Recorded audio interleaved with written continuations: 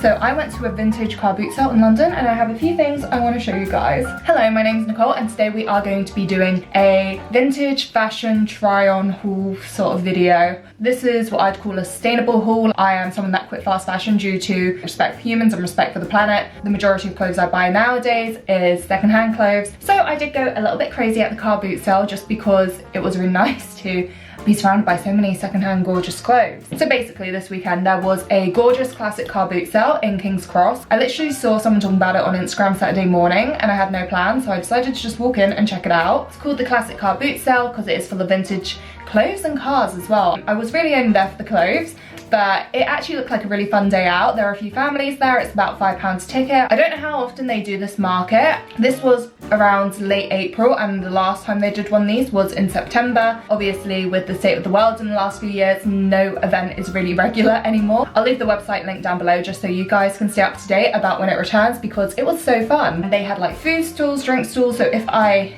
did plan in advance I would have loved to have gone with a friend and made a real day out of it. The music there was all from like the 20s to the 80s. It was all really vintage vibey. A lot of the people there were generally older as well. It was fun. And I got a few items. I really wanted to film this haul yesterday as soon as I got back from the car boot sale, and I am so glad I didn't because I put a few of the things I got on my Instagram stories and did polls. I did not realise how polarising and maybe just dislikable some of the things I got were. So I'm gonna share the audience feedback on my items as well as we try them on. But first up, we have this gorgeous little blouse. It is very cottagecore, it's very cute. I made sure to wear an outfit where I'd be able to try things on over it. So I did try on pretty much everything I had over my clothes just because I did not want to go home with anything that didn't fit. But this is so cute. I love the flower designs. I love the knitwear of it. The sleeves are so cute as well. It's just all really gorgeous. It looks perfect for like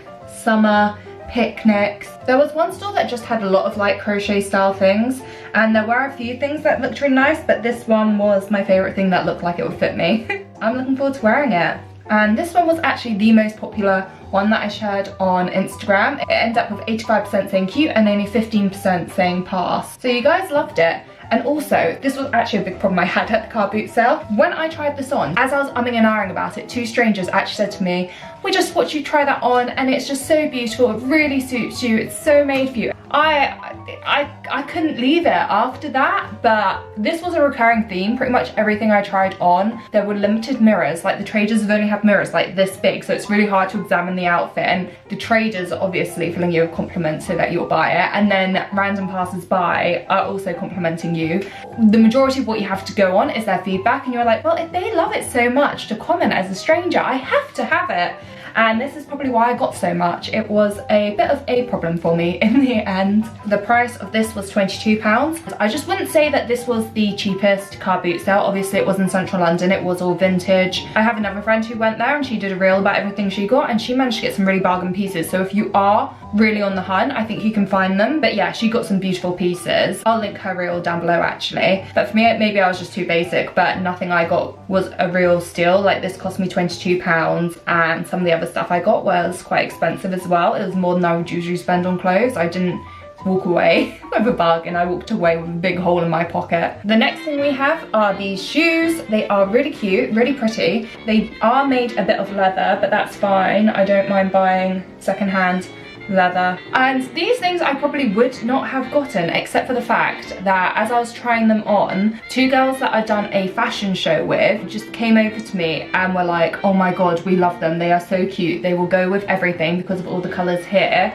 They totally convinced me to buy them, but I'm not even convinced I can walk properly in them. So this is probably my biggest regret of a purchase. Not because I don't love them, just because realistically, if I were to sit on it, I'd worry that it's something that I wouldn't really fit into my life. I mean, they're cute enough. I'm sure I'll find the opportunity to wear them, but I do feel like I got a bit carried away myself with these ones. And I feel like they're very Y2K as well. I feel like the colours in them are just really fun and vibrant. So there was one trader that I got 3 things from, and this was one of the items I got from her, which is another reason why I think I kept with buying them, because I was getting a discount for buying multiple things. So I was like, oh, maybe if I didn't buy these, I wouldn't get such a discount. I'm determined to work them into my wardrobe, so if anyone has any advice, guys. Help me. Because I think these are really cute and I want to make this purchase worth it. It kind of reminds me, like, as a vegan, when you go into a vegan restaurant, you're really overwhelmed by choice and over order because you're so excited. I think this is what it's like as someone who's quit fast fashion when you go into like a charity shop, car boot sale, whatever, and there's like the extra pressure of, oh my god, there's only one of these and if I don't get it, I'll regret it. I need to really limit myself as how often I go to stuff like this because I have really bad self-control. But yeah, I asked you a lot what you thought of these shoes. 36% said in love, but 64% said ew.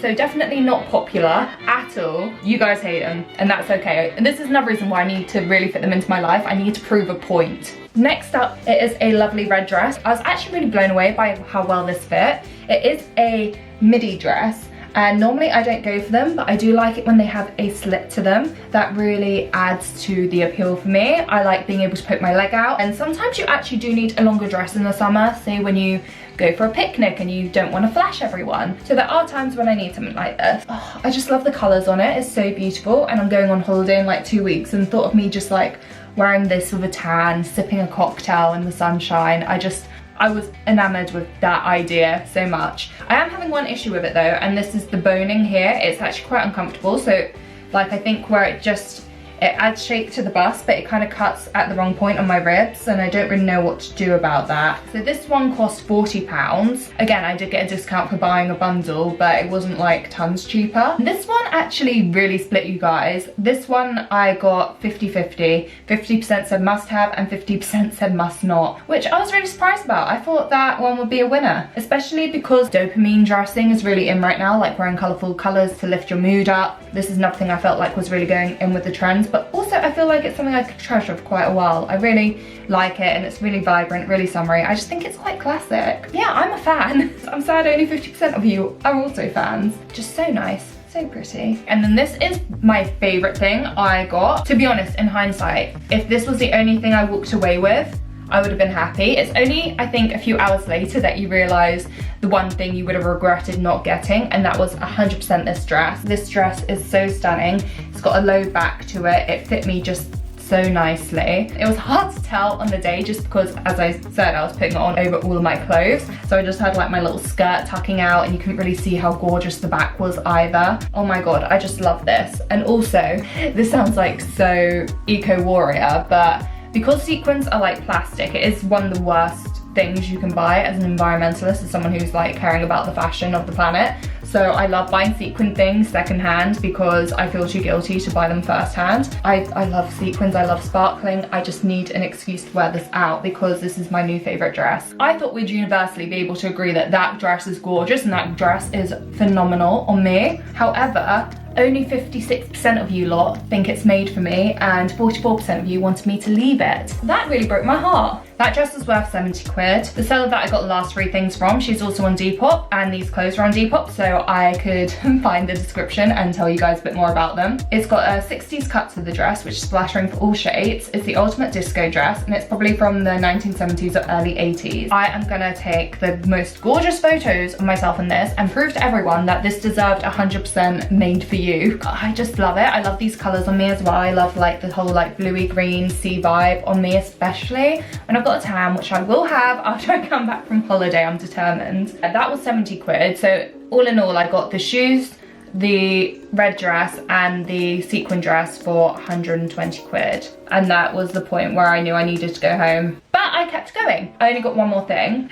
And this one I'm actually a little bit embarrassed about. I didn't even put on my stories for a poll because it is just embarrassing. The person who brought it should be embarrassed themselves, but someone brought in this Zara sweater vest. I quite like it. I enjoy a sweater vest. It was size small. It was brand new with the tag still on it. It was worth £25.99. I paid a tenner for it, and I think I will get use out of it.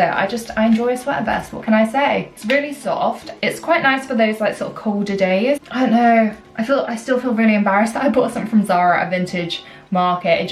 It shouldn't have been there, but it was. And do you know what? It got a new home, and that was the whole point really, isn't it? To give clothes that are not wanted a home somewhere that they will be loved and enjoyed. That is my vintage haul. All those were my purchases. I spent more than I wanted to, but I'm really happy with what I came away with. These are things that I will treasure. Even the shoes, I'm gonna make sure I find a life for them, but oh my god, that blue sequin dress I just adore, and I'm really happy that I went, and I hope this encourages you guys to go in the future. Hopefully it encourages you to shop more secondhand and find some treasures. Thank you for joining me. Please hit like and subscribe if you enjoyed the video, if you like vegan things, if you like sustainable things, if you like slow fashion, if you like vegan food, please hit subscribe. You'll feel right at home here. Thank you so much for watching, and until next time, bye!